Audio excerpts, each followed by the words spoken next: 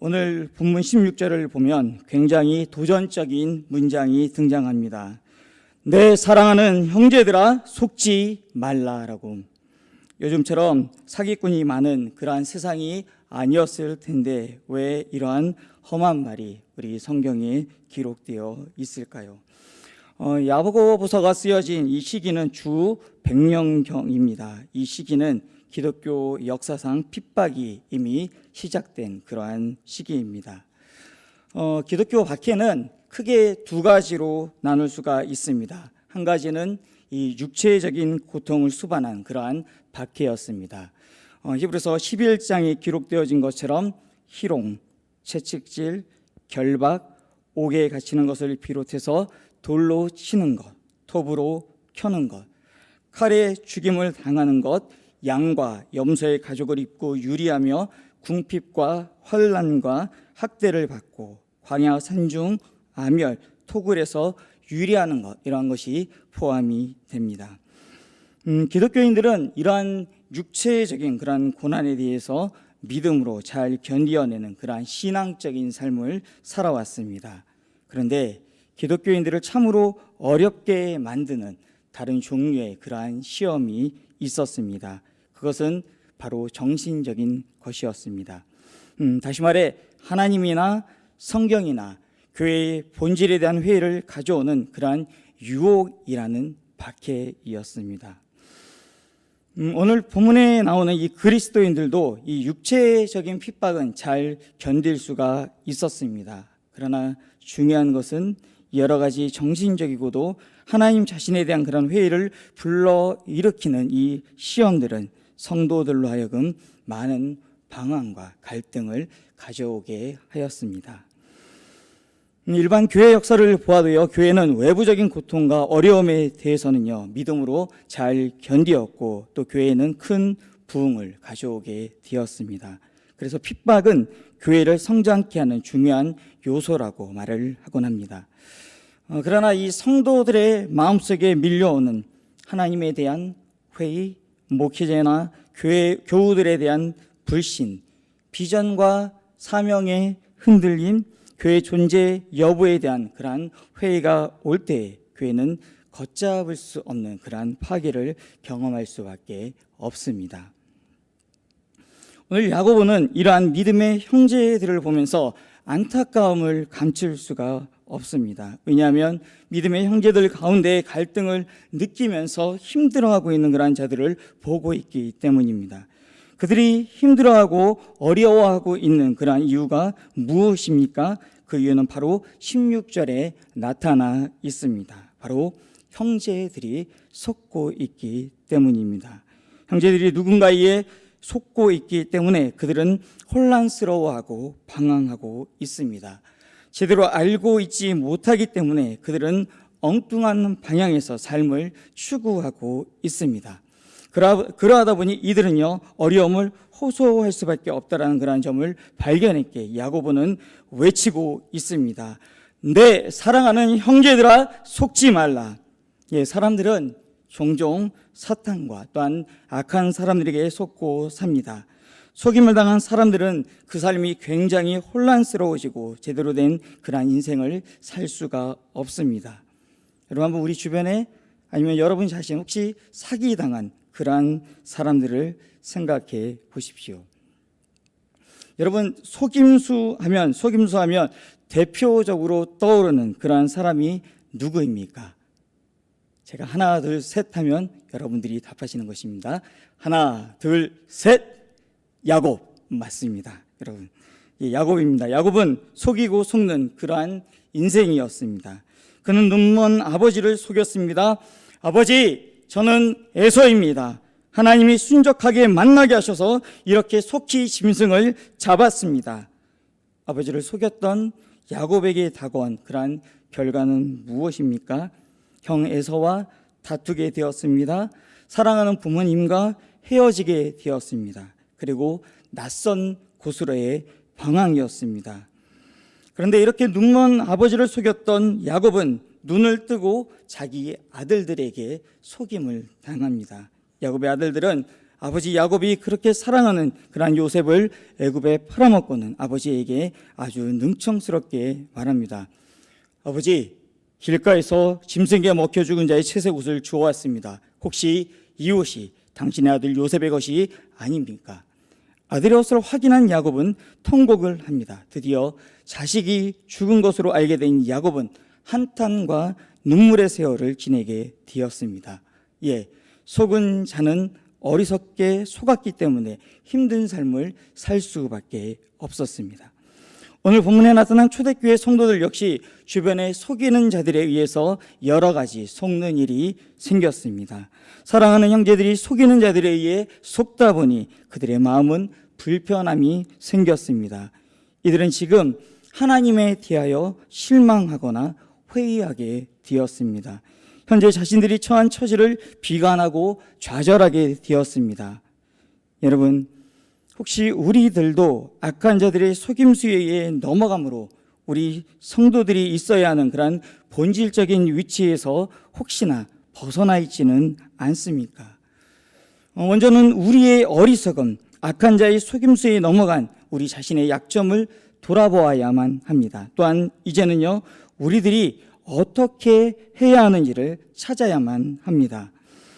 먼저 오늘 본문에서 우리들이 넘어갈 수 있는 이 악한 자의 속임수를 살펴보기 원합니다. 첫 번째입니다. 첫 번째는 외형적인 것에 의해 속지 말아야 합니다. 오늘 본문 9절에서 12절을 보면 악한 자의 속임수에 넘어간 몇몇 형제들의 모습을 발견합니다. 그것은 물질과 쥐 등 그러한 이 외적인 요인에 의해서 속임을 당한 그러한 성도들의 모습입니다. 악한 자들이 외치는 잘못된 속임수 중 물질에 관한 것이었습니다.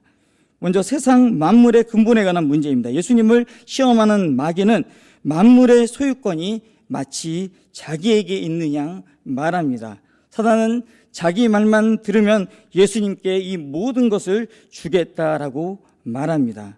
또한 마귀는 사람들을 속입니다. 물질은 모든 것을 다 가능하게 할 수 있다라고 합니다. 마귀의 속임은 뭐니 해도 머니가 최고라라고 하는 이러한 물질 만능주의를 말합니다. 따라서 사람들은 물질이 많은 것이 복이고 물질이 많은 것이 하나님께 받은 은혜라고 말합니다. 심지어 물질에 집착하는 그러한 모습을 볼 수 있습니다. 결국 사람들은 많은 물질을 가졌으면 그는 복받은 사람, 나은 사람이라고 생각합니다. 적게 가진 사람이나 부족한 사람은요, 어떠한 사람들은 하나님의 은혜를 덜 받은 자라고 이렇게 생각을 합니다. 여러분, 만약에 이러한 기준에 비추어 본다라면 여기에 서 있는 저는 하나님께 복을 덜 받은 자가 될 것이고 그러한 사람이라고 할 수 있습니다. 이것이 바로 물질에 있어서 사단이 주는 속이는 생각이었습니다. 이런 속임수에 넘어간 사람들은 돈이나 쥐로 사람들을 평가합니다. 심지어는 교회도 돈 없으면 못 다닌다라는 이런 말을 아무렇지도 않게 서슴없이 하기도 합니다. 왜 그렇습니까? 이미 속아 넘어갔기 때문입니다. 또한 사람들을 대할 때 외형을 보고 판단하는 그러한 어리석음을 범합니다. 그러한 자들을 보며 야고보는 오늘 피를 토하는 심정으로 말하고 있습니다. 9절과 10절입니다. 9절과 10절을 같이 읽겠습니다. 낮은 형제는 자기의 높음을 자랑하고 부한 자는 자기의 낮아짐을 자랑할지니 이는 그가 풀의 꽃과 같이 지나감이라. 여러분, 하나님의 백성들은 역설적인 삶을 살아야 합니다. 하나님의 백성들은요, 없다고 주눅이 들어 사는 것이 아니라 당당하게 살아야 합니다. 하나님의 백성들은 있다고 폼을 잡는 것이 아니라 그럴수록 더 겸손하게 살아야 합니다. 왜 그렇습니까? 여러분, 현재 우리의 인생이 전부가 아니기 때문입니다. 또한 우리의 인생은 풀의 꽃과 같기 때문입니다. 당시에 이 근동 지방의 풀은요, 단기간에 아름답게 자랍니다. 그런데 갑자기 이 동풍이라고 하는 뜨거운 바람이 불면 그 아름다웠던 꽃은 단 몇 시간 안에 시들어지고 말라 비틀어지게 됩니다.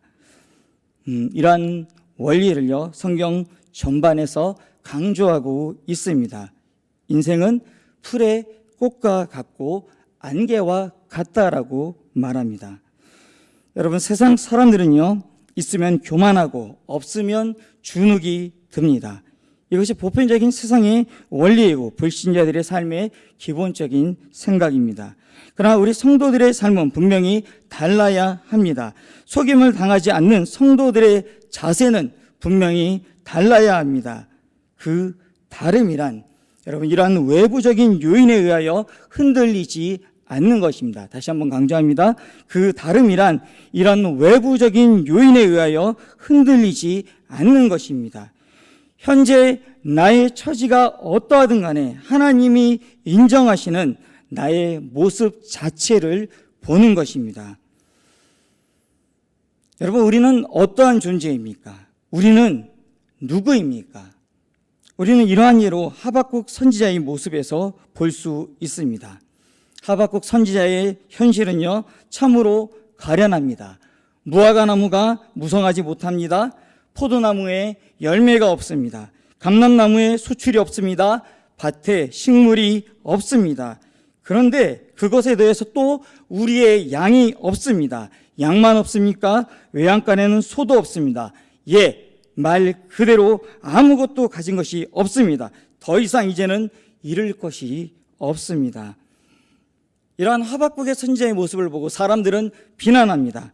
하나님의 은총이 떠났다. 이제는 소망이 없다. 실망할 일밖에 없다라고 이렇게 이야기합니다. 그런데 이런 소리에 귀 기울이고 자기 인생을 포기한다라면 그는 속임을 당하는 자가 되는 것입니다.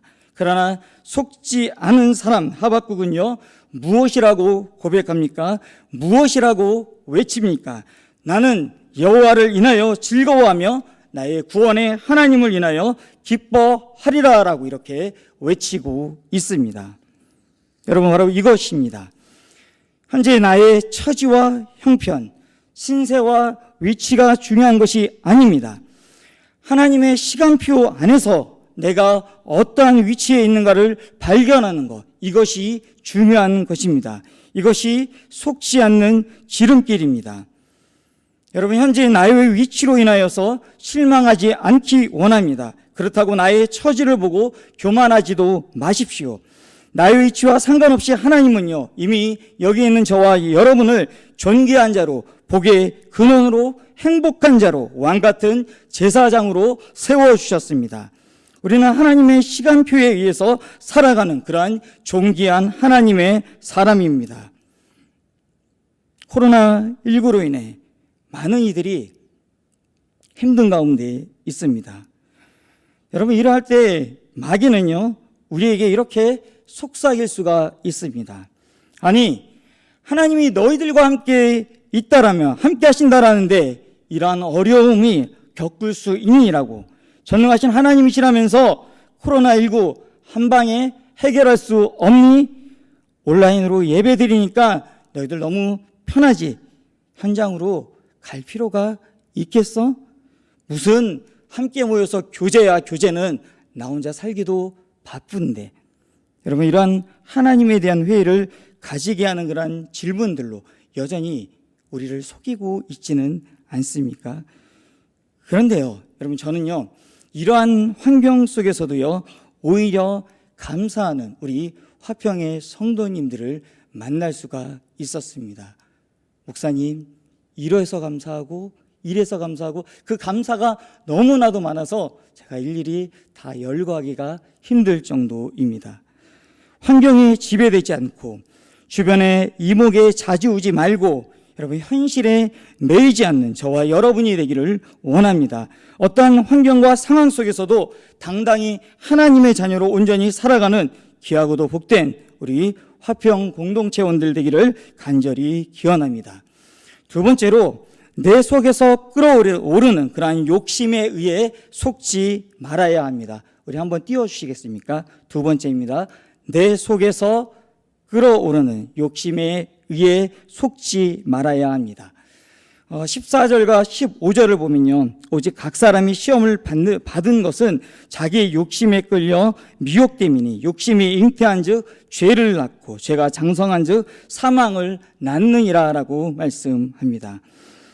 많은 사람들은요, 자신이 원하는 것을 바라고 있으면 그것을 가질 수 있을 것이라고 기대합니다. 그래서 열심히 가져보려고 애를 씁니다.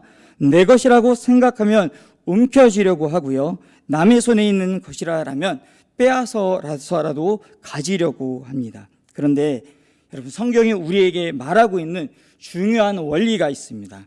하나님은 이 세상의 모든 사람, 이 세상의 모든 사물에게 그가 감당해야 하는 그만의 분깃을 허락하셨습니다.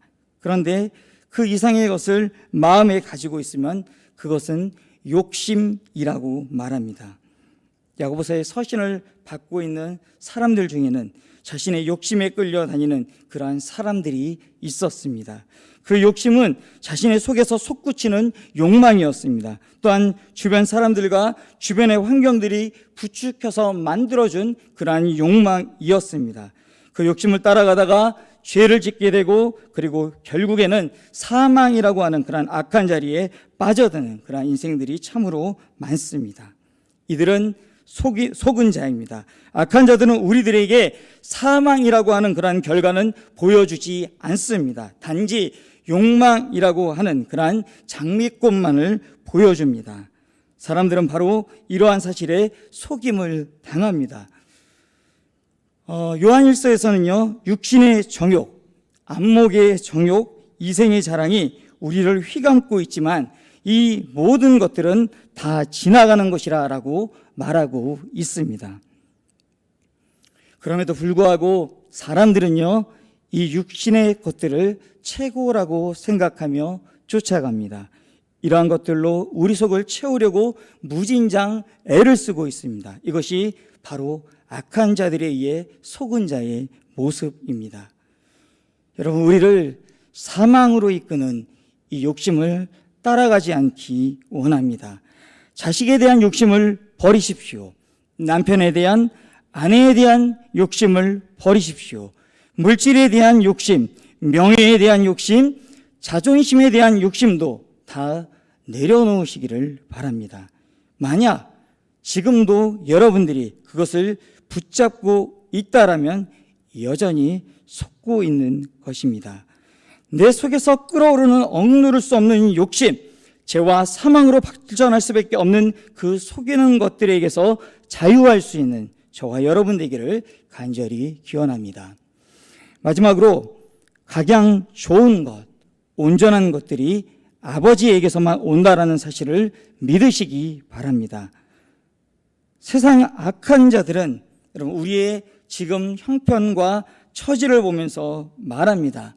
이 모든 것이 다 하나님의 책임이라고 말합니다. 현재 시험을 받는 것도 하나님 때문이고 지금 어려움을 당하는 것도 다 하나님 때문이라고 말합니다.